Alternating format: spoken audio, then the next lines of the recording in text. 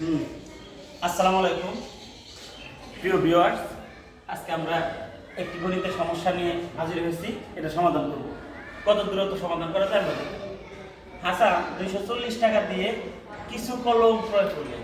কিছু কলম আমরা জানি না, ক্রয় করে দেখলো যে যদি সে একটি কলম বেশি পেত তবে কলমের দাম 1 টাকা কম হতো। হাসান কতগুলো কলম ক্রয় করেছিল? এই যে একটি কলম বেশি বা দুইটি কলম বেশি বা ওই দৈর্ঘ্য প্রস্থের অঙ্ক আমরা দেখি যে 4 মিটার বেশি হলে ওই বর্গক্ষেত্রে, এই যে কম বেশি অঙ্কগুলো আমরা এমনভাবে করব যত কম বেশি আছে। 240 টাকা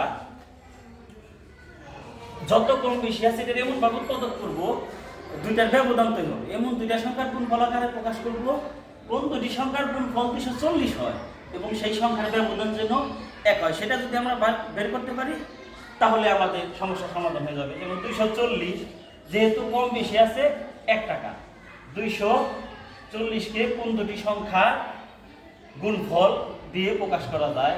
2 120, 2 60, 2 30, 2 15, 3 5। এখানে দেখা যাচ্ছে এখানে কি 16 গুণন 15 গুণন 16 সমান 240।